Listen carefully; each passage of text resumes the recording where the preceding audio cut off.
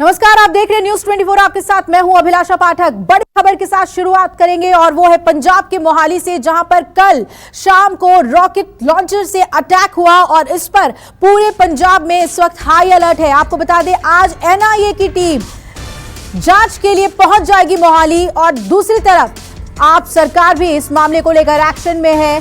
CM मान ने DGP से रिपोर्ट तलब की है इस मामले से जुड़ी हुई। आपको बता दें कि हर एंगल से इस मामले में पंजाब पुलिस जांच कर रही है।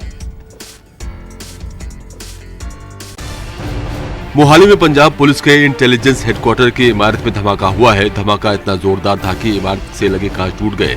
सोमवार की देर रात हुए इस धमाके में किसी के घायल होने की खबर नहीं है। बताया जा रहा है कि रॉकेट जैसी चीज गिरने के बाद इमारत में धमाका हुआ। धमाके की आवाज काफी दूर तक सुनी गई। धमाके के बाद इलाके को सील कर दिया गया है और आसपास भारी संख्या में पुलिस के जवान तैनात कर दिए गए हैं। पुलिस ने इलाके में सर्च ऑपरेशन भी चलाया। सोमवार देर रात विजिलेंस हेडक्वार्टर में एक शाम 7:30 बजे के करीब एक हल्का सा धमाका होता है और आप तस्वीरें देख सकते हैं। वो सामने जो बिल्डिंग है वो विजिलेंस हेडक्वार्टर है, इंटेलिजेंस हेडक्वार्टर है, जहां पर कल रात तकरीबन 7:30 बजे के करीब धमाका किया जाता है। और आपको बता दें कि ये जो धमाका है, जो एसपी पीपी सिद्धू ने कहा कि यहाँ पर एक आरपीजी के जैसे एक रॉकेट दागा गया और इसमें माइनर सा धमाका है। लेकिन सवाल ये खड़ा होता है कि जिस तरह एसपी सिद्धू ने तो कहा है कि ये माइनर सा धमाका है, लेकिन जिस तरह से पुलिस हेडक्वार्टर पर ये रॉकेट लॉन्चर जो है दागा गया है, ये एक बड़ा सुरक्षा पर बड़ा सवाल उठाया जा रहा है। क्योंकि लगातार जिस तरह अगर पंजाब की बात की जाए तो पंजाब में पिछले काफ़ी लंबे समय से काफ़ी कुछ देखने को मिल रहा है। अगर बात की जाए तो जैसे रविवार को 3.5 किलो के करीब RDX मिलना तरन में, और फिर उसके बाद करनाल में 4 आतंकियों को पकड़ना, फिर उसके बाद ही हर 2 दिन के बाद बॉर्डर पर ड्रोन को पकड़ना, फिर ड्रोन को शूट आउट करना। कहीं ना कहीं ये पंजाब सरकार की जो संस्था है उस पर बड़े सवाल उठाए जा रहे हैं। क्योंकि लगातार अगर बात की जाए तो पंजाब सरकार की तरफ से एक तरफ तो कहा जा रहा है कि यहाँ पर जो कानून है उसे ठीक कर दिया गया है, लेकिन कहीं ना कहीं पंजाब में RDX कम मिलना ये बड़ा सवाल उठाया जा रहा है। कैमरामैन इंद्रजीत के साथ मैं अभिषेक मैंड्रो, न्यूज़ 24 चंडीगढ़। धमाके के बाद मोहाली पुलिस ने एक आधिकारिक बयान जारी किया है। पुलिस के अनुसार शाम 7:45 के आसपास मोहाली के सेक्टर 77 में पंजाब पुलिस खुफिया मुख्यालय में एक मामूली विस्फोट की सूचना मिली थी, जिससे कोई नुकसान नहीं हुआ है। पंजाब पुलिस और इसमें ज्यादा अपडेट के लिए आइए सीधा रुख कर लेते हैं मोहाली का। मेरे सहयोगी अमित पांडे वहां पर मौजूद हैं। अमित, इस वक्त पंजाब हाई अलर्ट पर है। राज्य सरकार के पास क्या अपडेट्स है इस वक्त इस घटना से जुड़ी हुई, और क्योंकि एनआईए की टीम भी आज वहां पर पहुंच रही है जांच के लिए?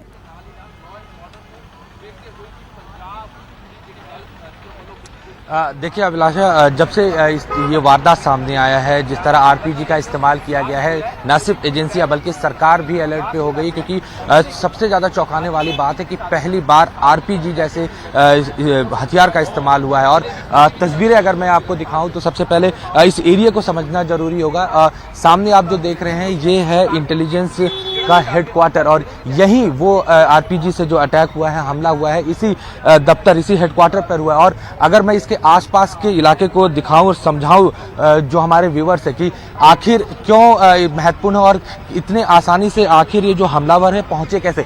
ये रिहायशी इलाका है, आप देख सकते हैं लोग बड़ी आसानी से अपनी स्कूटी से, अपनी गाड़ियों से इस पूरे इलाके में आ जा सकते हैं। और ये जो सड़क है ये मेन सड़क है जो इंटेलिजेंस के हेडक्वार्टर तक जाता है। और अमूमन यहाँ पर कोई बहुत ज़्यादा चेकिंग नहीं होती, और इसी का फायदा जो हमलावर थे उन्होंने उठाया। और एक समय टाइमिंग की बहुत इंपॉर्टेंस है, क्योंकि ये बताया जा रहा है कि 5 से 6 बजे के बीच में जो अधिकारी होते हैं या जो कर्मचारी होते हैं इस हेडक्वार्टर से चले जाते हैं, और शाम 7:30 बजे से 7:45 के बीच में यहाँ पर वो हमलावर आते हैं और आरपीजी का इस्तेमाल करते हैं। तो सबसे बड़ा सवाल ये कि इतनी आसानी से आरपीजी आता कैसे, क्योंकि इससे पहले कभी भी इस तरह का कोई वाकया सामने पंजाब में नहीं आया। और हाल के दिनों में जिस तरह एक्टिविटीज, आतंकी एक्टिविटीज बढ़ी हैं, चाहे IDX की बरामदगी हो या फिर करनाल में पंजाब और हरियाणा पुलिस के जो ज्वाइंट ऑपरेशन हुआ था जिसमें आतंकी पकड़े गए थे, तो कहीं ना कहीं बार बार ये सवाल उठ रहा है कि पिछले कई दिनों से जो पंजाब है वहाँ आतंकी जो संगठन है वो काफ़ी ज़्यादा एक्टिव माने जा रहे हैं। और जो लगातार जो घटनाएं सामने आ रही हैं वो इसका एक बयान भी है। और ऐसे में आरपीजी का आना, क्योंकि लगातार ये खबरें भी आ रही थी कि बॉर्डर से ड्रोन के जरिए कई सारी चीजें जो है ड्रॉपिंग हो रही है। तो ये एक संदेह है, अभी तक इसको कोई पुष्टि नहीं कर रहा है, लेकिन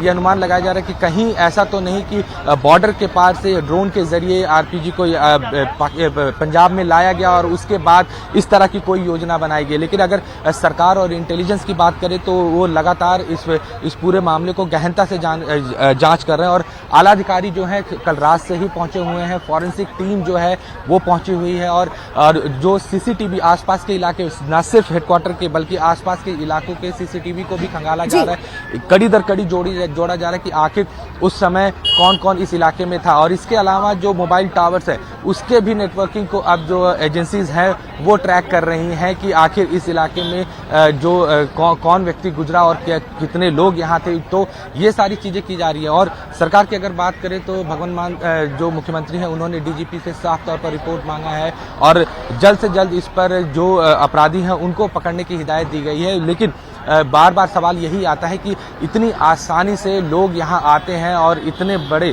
वारदात को अंजाम दे जाते हैं, ये कहीं ना कहीं जो इंटेलिजेंस है उनका भी फेलियर है और जो लोकल पुलिस है उसकी भी फेलियर है कि आखिर हेडक्वार्टर के पास कोई इतने आसानी से कैसे पहुंच जाता है और इतने बड़े घटना को अंजाम दे देता है। बिल्कुल अमित, यानी कि बहुत ही गंभीरता से सघन जांच हो रही है इस मामले से। अब अमित ये भी बता दीजिए, क्योंकि बॉर्डरिंग स्टेट है पंजाब, तो यहाँ की सुरक्षा बहुत ही अहम हो जाती है, तो किस तरीके से इस वक्त हाई अलर्ट के तहत सुरक्षा बढ़ाई गई है राज्य में?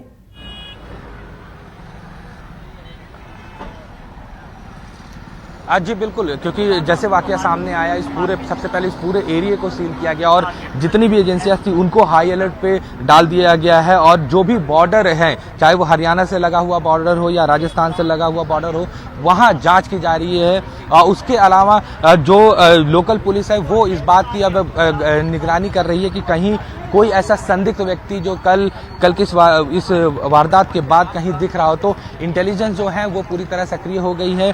कई सारी टीमों का गठन किया गया है जो इलाकों में अलग अलग इलाकों में जांच कर रही है। जो इनपुट्स मिल रहा है इंटेलिजेंस को उसके आधार पर जांच किया जा रहा है और ये माना जा रहा है कि आज दोपहर तक जो एनआईए की टीम है वो भी यहाँ पहुँच सकती है। जो अभी जो सोर्सेज हैं वो ये बता रहे हैं कि एनआईए की टीम यहाँ पहुँच सकती है और वो भी इस मामले की जांच करेगी, क्योंकि कहीं भी अगर इस तरह का कोई वेपन्स का इस्तेमाल होता है, खासकर आरपीजी की अगर हम बात करें, तो ऐसे में एनआईए जो है वो साफ तौर पर इन्वॉल्व होता है क्योंकि उनको टेररिस्ट एंगल से भी जांच करनी होती है। और चाहे हम एसपी की बात करें, चाहे पंजाब पुलिस की बात करें, किसी ने इस बात को पूरी तौर पर नहीं नकारा है कि ये आतंकी साजिश भी हो सकती है।